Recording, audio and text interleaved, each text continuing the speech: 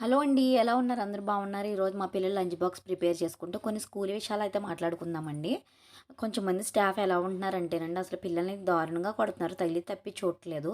అమ్మ పిల్లల్ని కొట్టకుండానే చదివొచ్చేస్తదా? మరి నువ్వని చెప్పేసి నన్ను మళ్ళీ కామెంట్‌లో వేసుకోవద్దు. వీడియో ఫుల్‌గా చూసిన తర్వాతే మాట్లాడండి. చాలామంది పేరెంట్స్ ఈ ప్రాబ్లమ్ ఫేస్ చేస్తున్నారని అనుకుంటున్నాను. నేనైతే నా ఇంట్లో కూడా మా పిల్లలతో ఫేస్ చేస్తున్నానండి. నేను ఆల్రెడీ స్కూల్‌లో చేసి ఉన్నాను. కొంతమంది స్టాఫ్‌ని కూడా చూసాను. నా పిల్లలు నాది బాధ్యత అని వచ్చిన కాడ నుంచి వెళ్ళే వరకు చూసినోళ్ళు ఉన్నారు.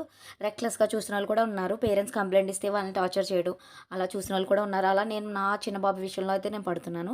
ఒకసారి డైరీ అయితే కనిపించకపోతే నేను కంప్లెయింట్ ఇచ్చాను. ఇంట్లో నువ్వు కంప్లెయింట్ ఇవ్వాల్సిన అవసరం ఏముందని చెప్పేసి వాడిని పట్టించుకోవడం మానేశారు. డైరీ అయితే 1 డేలోనే దొరికేసింది. కంప్లెయింట్ ఇచ్చిన 1 డేలోనే. అంటే ఈయన కొట్టడం స్టార్ట్ చేశారండి. డైరీ కనిపించట్లేదని చెప్పేసి. ఇంటికొచ్చి ఈడు ఏడుస్తున్నాడు. సరే ఏడవకమ్మా నేను కంప్లెయింట్ ఇస్తానని చెప్పాను. కంప్లెయింట్ ఇచ్చారు. వేరే క్లాస్‌లో డైరీ ఉందంట దొరికేసింది.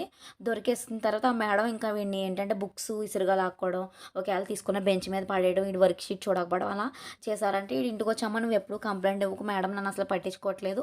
ఇలా చూస్తున్నారు. మిగతా వాళ్ళందరినీ చూస్తున్నారు కానీ నన్ను అసలు ఆ మేడం పట్టించుకోవట్లేదు. వేరే మేడంకి చెప్తున్నారని చెప్పారు.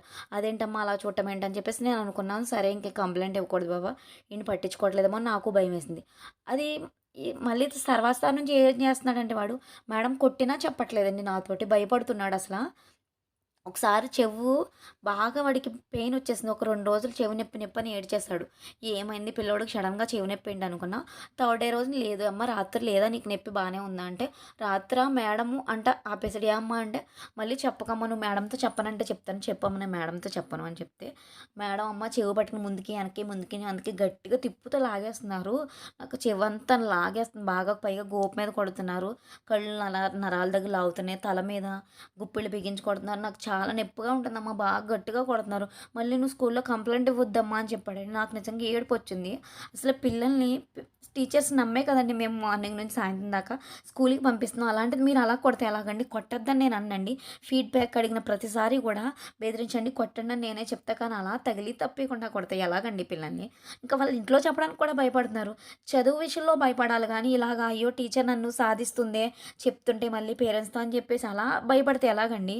ఒక్కసారి మా పిల్లల్ని మీ పిల్లల ప్లేస్‌లో ఉంచుకొని ఆలోచించండి. టీచర్స్ నమ్మి మేము పంపించినప్పుడు పిల్లల్ని కేర్‌గా చూసుకోవడం నేర్చుకోండి ప్లీజ్. అందరి స్టాఫ్ గురించి నేను చెప్పట్లేదు. కొంతమంది స్టాఫ్ గురించి నేను చెప్తున్నాను. అసలు వాళ్ళ వయసు ఎంతండి? ఫస్ట్ క్లాస్, యూకేజీ పిల్లల్ని మీరు ఇలా టార్చర్ పెడితే ఎలాగా? కొడుతున్నారని చెప్పేసి వాళ్ళ ఇంట్లో చెప్పుకోలేకపోతున్నారు. ఒకవేళ పేరెంట్స్ కంప్లెయింట్ ఇస్తుంటే అలా చేస్తున్నారు. మేము ఇంక కంప్లెయింట్ ఇచ్చినా భయపడాలి, ఇవ్వకపోయినా భయపడాలండి. ఇలాంటి స్టాఫ్ ఉన్నప్పుడు కొంచెం అర్థం చేసుకోండి స్టాఫ్.